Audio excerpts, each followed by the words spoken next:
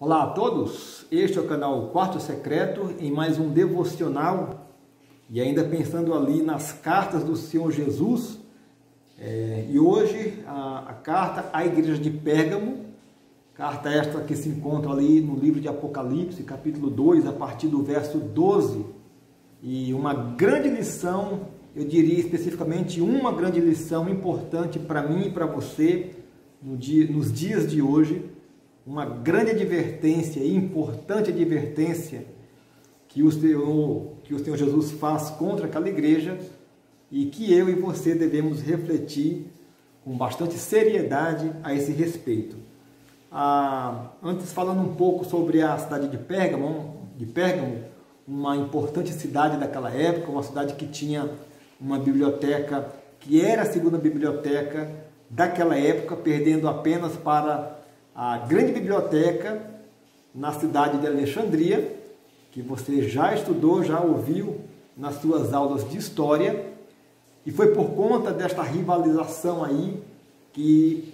Pérgamo teve que desenvolver o pergaminho,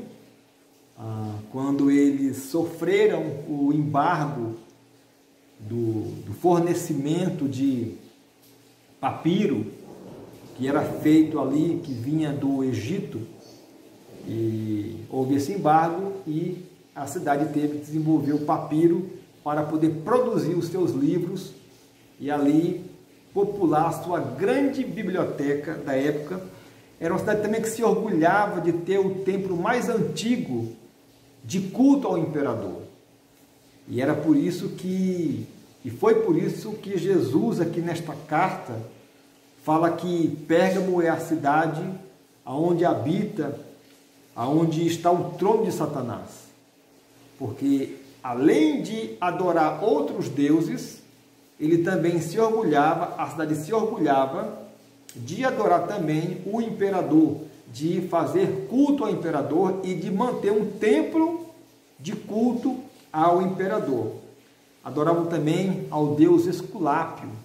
ao deus serpente, o deus que estava associado à cura. Havia um templo lá, onde as pessoas iam para serem curadas,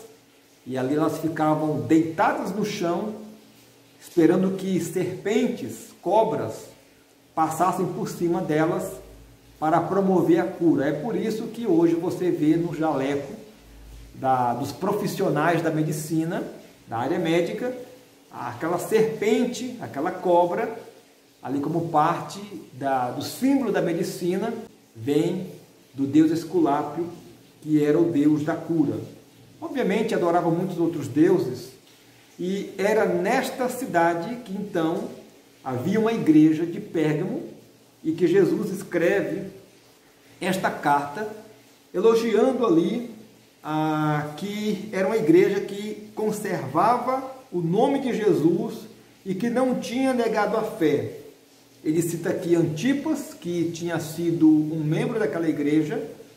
e que, segundo a história, tinha sido martirizado. Aqui no texto não diz, mas a história vai dizer que Antipas foi martirizado dentro de um boi de bronze. E este boi foi então levado ao fogo, e então Antipas morreu ali praticamente cozido. E foi ali um grande martírio para este homem chamado Antipas, e que Jesus se dá ao trabalho de citar o seu nome. E é interessante porque na igreja de Esmirna também houve um mártir, que foi Policarpo, que foi bispo naquela igreja, e que, segundo a história, também foi martirizado no ano de 155, mas é interessante que Jesus ali não cita o nome de Policarpo, mas aqui ele cita o nome de Antipas, que era membro da igreja de Pérgamo. Agora, esta igreja também mereceu grandes reprimendas por parte do Senhor Jesus, mais especialmente por conta de um grande pecado, o de acolher e aceitar práticas e doutrinas contrárias à palavra de Deus. Ele vai dizer aqui no verso 14 Tenho, todavia, contra ti algumas coisas, pois que tens aí os que sustentam a doutrina de Balaão, o qual ensinava a Balaque a armar ciladas diante dos filhos de Israel para comerem coisas sacrificadas aos ídolos e praticarem a prostituição. Este episódio, você deve lembrar, se encontra ali no livro de Números, quando Balaque contratou Balaão para amaldiçoar o povo de Israel, os soldados de Israel, e Balaão não pôde fazer isso porque Deus o havia impedido, mas no final Balaão ensina um truque para Balaque, que era de enviar mulheres ali para o exército, para que eles, por meio das mulheres, pudessem pecar, e foi exatamente isso que aconteceu. Eles se uniram àquelas mulheres, cometendo prostituição e também idolatria, adorando aos deuses daquelas mulheres. E então, quando Jesus usa este episódio para equiparar a algo que estava acontecendo na igreja, então era exatamente isso que alguns irmãos ali daquela igreja estavam cometendo, a prostituição. Mas lembra, não só a cidade de Pérgamo, mas também as demais cidades da Ásia eram cidades idólatras, e onde a promiscuidade, a prostituição era de grande prática por todos. E o que nós percebemos aqui é que pessoas na cidade de Pérgamo se convertiam, entravam para a igreja, e mesmo assim ali elas estavam fomentando uma prática que era totalmente contrária aos preceitos de Deus. E ali cometendo prostituição e idolatria, e aquele pastor tinha a responsabilidade de combater aquela prática, e parece que até aqui ele não estava combatendo. E no verso 15 também, Jesus vai fazer uma outra denúncia, que é, outro sim também, tu tens os que, da mesma forma, sustentam a doutrina dos nicolaítas. Essa doutrina dos nicolaítas, semelhante ali à questão de Balaão, também tinha a ver com uma prática moral irregular, porque os nicolaítas defendiam que você não precisava ter uma vida moral tão rigorosa. Então, era uma doutrina que também pregava a baixa moral. Então, a doutrina de Balaão e a doutrina dos nicolaítas, e também a doutrina de Jezabel, que Jesus vai falar ali na igreja de Tiatira, tinha tudo a ver com a questão moral de prostituição e também de idolatria. E aqui na igreja de Pérgamo estava acontecendo essas coisas. E qual que é, então, uma grande lição para mim e para você nos dias de hoje, que possivelmente não é membro de uma igreja que adote as práticas de Balaão, que adote ali, pelo menos abertamente, ou de uma forma intensa, a prostituição e a idolatria? É claro que não, mas aqui o princípio que nos fica é a questão da pureza doutrinal de Cristo. Nós sabemos e vemos em toda a Escritura que Deus nos chama a uma pureza doutrinal, que a sua palavra ela é plena, ela é verdadeira, ela é pura, ela é perfeita, e Deus nos chama a uma vida de pureza, de perfeição, e que nós também sigamos os seus mandamentos à risca. E Deus não se contenta com um seguir a sua palavra de qualquer jeito. E Deus não se contenta e não permite que nós misturemos outras práticas, outros valores, outras ideias que sejam contrários à sua palavra. E o grande cuidado que eu e você devemos tomar é que, se por um lado a doutrina de Balaão ou a doutrina dos nicolaítas não seja um grande perigo, pelo menos para a grande maioria dos cristãos, esta vida promíscua, aberta e intensa,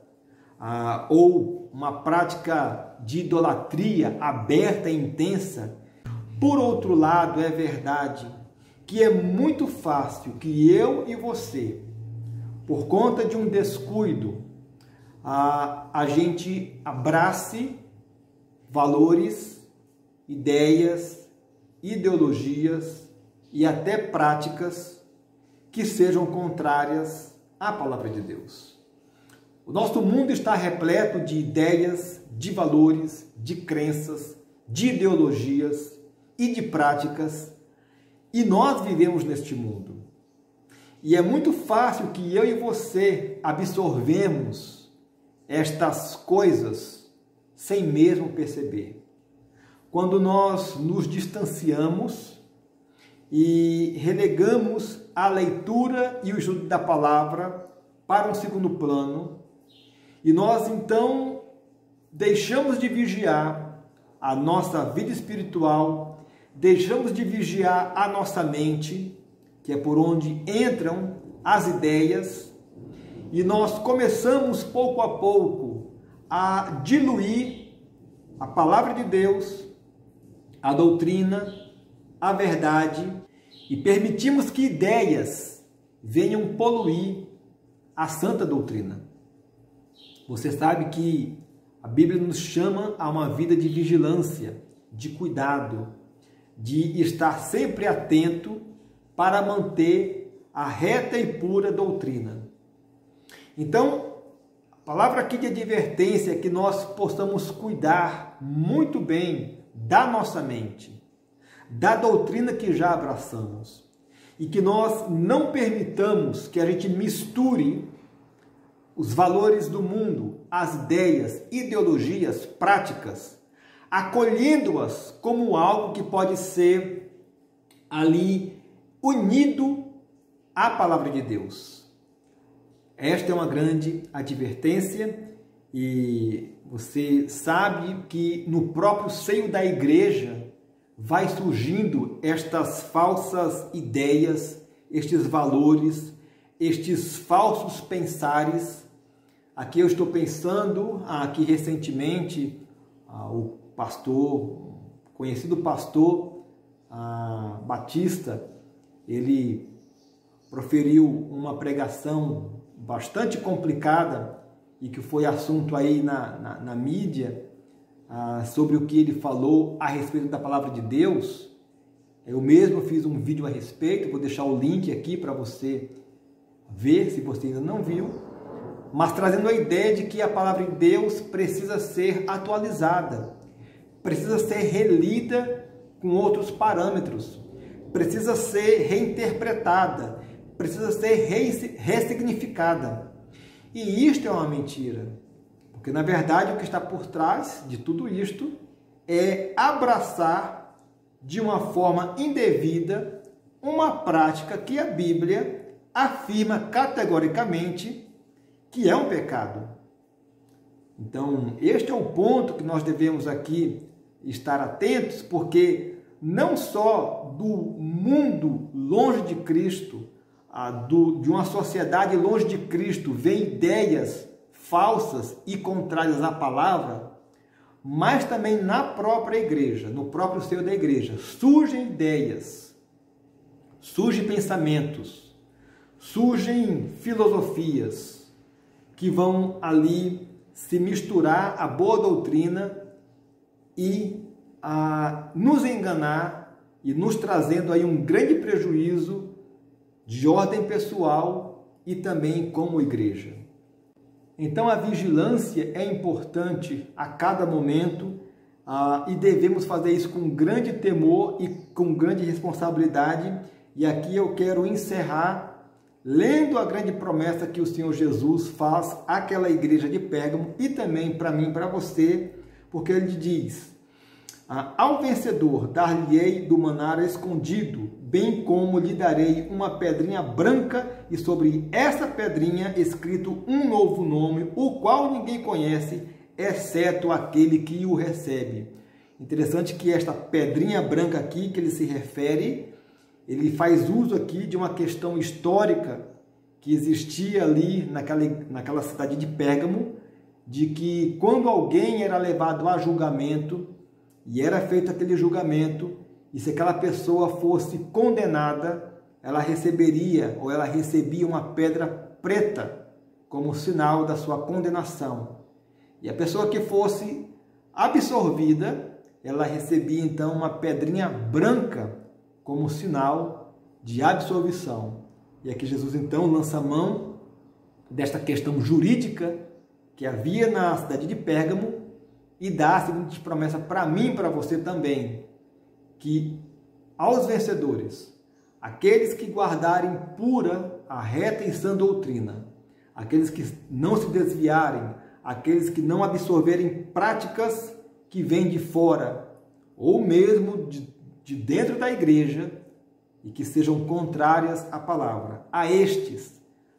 vencedores, eu darei uma pedrinha branca. E nesta pedrinha há um nome, que é o seu novo nome, que ninguém conhecerá senão você, senão aquele que recebe a pedrinha. Então, que esta promessa que Jesus deu à igreja de Pérgamo, seja um grande motivador, um grande incentivo para que eu e você possamos cuidar e vigiar da nossa doutrina, da doutrina bíblica, para que a gente continue andando retamente diante de Deus e proclamando a verdade deste Deus para aquele que ainda não conhece. Então, que Deus te abençoe, um forte abraço e até o próximo devocional.